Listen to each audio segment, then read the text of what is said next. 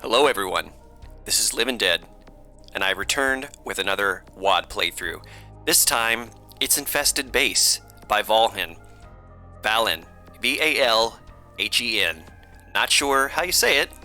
Took a couple of attempts, maybe one of those is correct. This is a first-time published WOD by this author, and we'll see how it goes. Just adjusting my volume levels just a smidgen. The music was kind of loud in my headphones. Looks like in terms of the volume on the audio mixer, it might be a little bit quiet gameplay-wise. We'll see how that goes.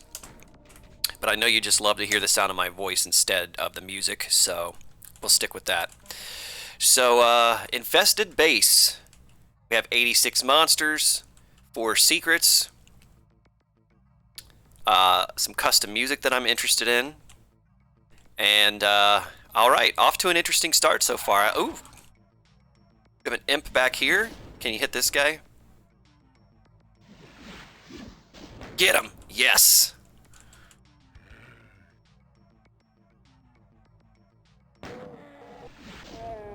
Oops. Probably not the shotgunner. Okay, well, maybe if they come out here. There's really no reason to try to do this monster infighting. Oh, okay, I like that. Kind of taking a little page out of the Ebb Eternity playbook and make the pistol shoot faster. Because why not? Really no reason not to. So already, I like what I see so far. This is some very nice looking visuals in this initial area here. Very much a good little starting entryway area and a nice little vista. I always think it's great when you make an attempt to create a visually intriguing element from what the player sees the very first time when they start the map. And starting in here and just kind of seeing a little bit of this outside area with some nice ground detailing, using the sort of classic technique of this hexagon-shaped tile and making sectors based on around that. I know that's not particularly novel, but it's always a nice detail that an author includes. It doesn't go unappreciated, even if it's, maybe not the most surprising thing anymore. Outside of that, we have a very nice orange skybox that I believe it looks like it comes from maybe the OTEX texture pack, if I had to guess.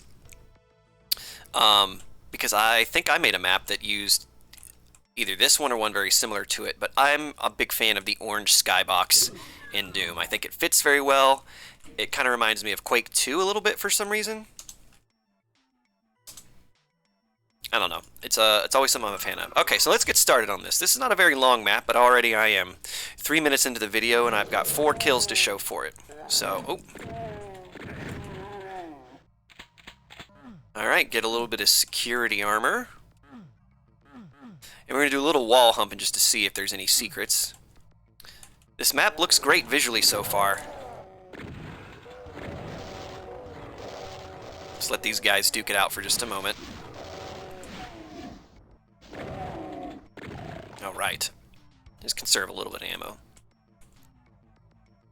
This looks great. It's a bit of an empty area. You'd expect either some more monsters in here or just a little bit more going on. Make a good candidate for maybe monsters teleporting in to ambush me after I get the blue key. Another thing that I like to start off with is the fact that the blue key door and the exit is pretty very quickly encountered, and so now I am presently aware of what my ultimate goal is. I am looking for the blue key, and I will be returning back to here. So knowing that, I'm going to make sure that I leave supplies for myself coming back along this way, possibly.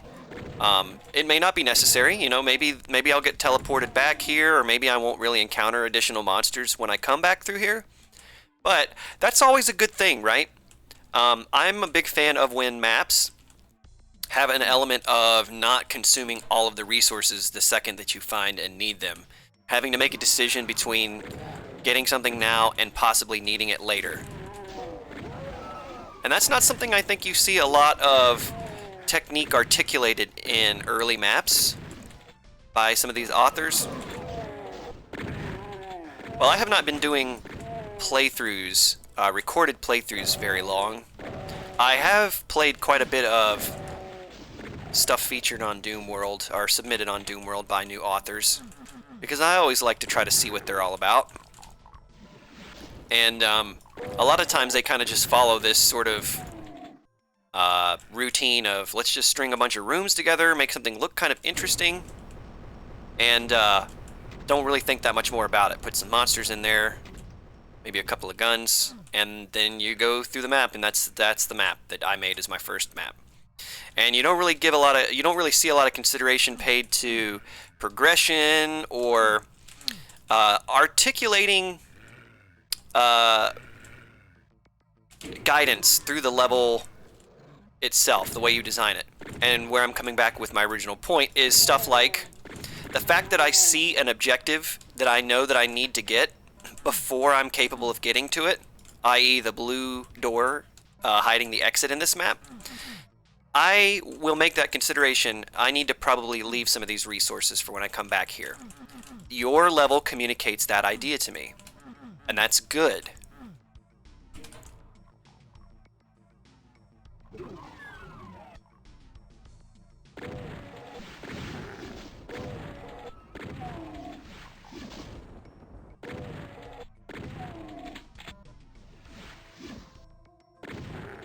So this area did get repopulated. We have more imps. So that's a good sign. Like, it's another thing too, right? Where it's almost like telling a story. You do a little bit of foreshadowing. You leave, make the expectation that the player is going to come back through here. They're going to start anticipating stuff like, I might get ambushed when I come back. And when that is correct, you may think, well, oh, I failed to surprise the player. I failed. But you succeeded. And the reason why is because it makes people feel smart when they can figure out some of the telegraphing. I'm not saying that they should always be able to do this, but if somebody can make a guess about something and it turns out to be right, that usually creates a positive feeling in that person, and they will appreciate the thing that made them feel that way, i.e. this map. Now if it becomes too predictable, that's another thing in its own, and that's a problem in my opinion, because Doom is about being a little bit nasty to the player, being just a little bit mean-spirited, and by surprising the player, and usually not in a good way. So, where I'm going with this is there's a balance to strike, but the fact that there has been any kind of, oopsie, now that was not what I was expecting. You might expect a trap when you trigger the blue key, but what you do not expect is the way that the room becomes the trap, right? So there's that sort of splitting the difference between being predictable and allowing me to have some predictions confirmed, and also being surprising. I knew there was going to be a trap, but I didn't anticipate the way that the trap would actually play out. And again, my predictions turned out to be correct, but in a pleasing way. I came back through here, and I love this. It created a circuit in a way that you do not expect. At least just, the level design doesn't really betray that the circuit is going to play out this way. And you kind of clear through it. You find yourself back in the starting lobby area. You don't do any backtracking, and yet you backtrack back to where you began. I like it. This is great. So far the combat has not been very engaging for the most part, as maybe evidenced by the fact that I've been very capable of. Oh, here we go. I might have seen the author mention this in the thread on Doom World, so I'm not the smartest person in the world, but the combat hasn't been very engaging. Maybe the most invigorating fight was that little ambush that just happened so far. You bastards.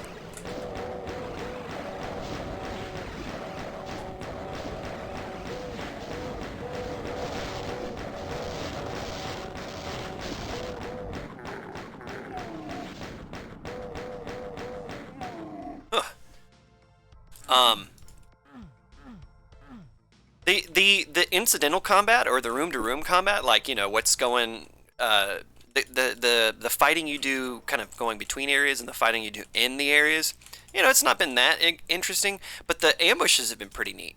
That was a cool ambush. I liked it. I kind of like the fact that I may have been able to clear that with shells, but I want to save them. And you made the pistol like a viable weapon, so I didn't actually feel like I was wasting my time or not enjoying pulling out the pistol and using that to kind of scoot around this room. It was just the kind of right level of ambush. There was two pinkies that didn't all teleport in at the exact same moment, and some imps to kind of crowd it up. It was good that you didn't put just a bunch of hit scanners, because that would have probably been a little bit of bullshit. And I didn't really take hardly any damage during that fight, but I could have very easily done that without taking any damage if maybe I was a little bit better. So the ambush feels mean, but it doesn't feel cheap. So anyways, just a few thoughts about all that. The ambushes are certainly maybe the aspect. Ooh, some special imps. Well, now you have me a little interested, sir. Or ma'am. I don't know one way or the other, but nice use of curves. There's definitely a good effort made in this level to avoid excessive symmetry, or just strictly box-shaped everything. So, oh, that was a waste. That's okay. Okay, I actually like that. I like the style of trap where the monster wakes up and then teleports behind you, so you see it to wake it up. I didn't think this was the exit, or maybe. Oh, it was. So I missed maybe some enemies in a secret. All right. I'm gonna load that map back up real quick. I don't know why that just took so long to load. Because I kind of want to meander. Oh. Is there a chain gun in this map I didn't get? I didn't really need it. But, maybe it was in this room, like there was a place that I didn't get to that I could have. I don't know. But, that was interesting. I kind of agree with some of the comments that I saw previously in the thread that, you know, the combat itself is maybe not super exciting, but it is map 1, and, based on the fact that you have this kind of like level transition and maybe some custom guns and custom menu music, maybe you're going to make a larger WAD for this. And so, you know, if that is the greater context, this isn't the worst. This saying the worst, that sounds like it's kind of like a half-hearted kind of. This isn't awful at all. It's very good. It's just the combat is like, you know, I think it could stand to be a little bit slightly harder, but I think it had a good balance. The ambushes were interesting. There was enough of them that, you know, keep you on your toes a little bit. The room-to-room combat itself was probably where the weakest link exists. But every time you trigger a closet or flip a switch and something happens that surprises you, that's actually pretty well implemented in this map. Visually, this map looks great. This is a good example of using a lot of stock Doom 2 textures, using what I would assume is maybe CC4 textures, not going overboard.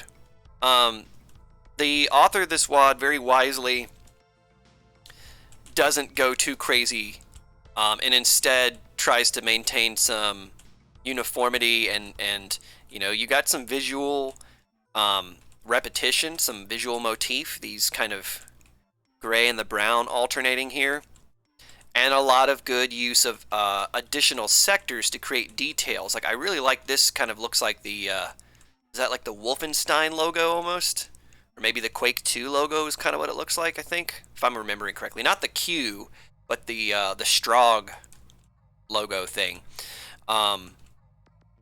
Mine is really on Quake today, apparently. I think I've referenced it like, what, 2 or 3 times in this WOD so far? But, that and you know, we got a little bit of interesting symmetry, but not a whole lot. Some interesting attempts to make something look a little bit visually distinct. Some fairly standard tech-based areas, but yeah, I mean, and then what I also really like is this, these neat use of curves. That's pretty well done. It looks great. And then, of course, I really like this exit elevator here. I love this type of stuff. It starts going down, and you don't even just have just the exit elevator going down, the sector itself. You got this nice mid texture, and the actual like elevator cables behind it. That's really cool detail. So again, I think this author is off to a great start. I think this map is really cool. Gameplay wise, you know, it has its hits and misses in terms of being engaging. The traps are probably the best aspect of the combat.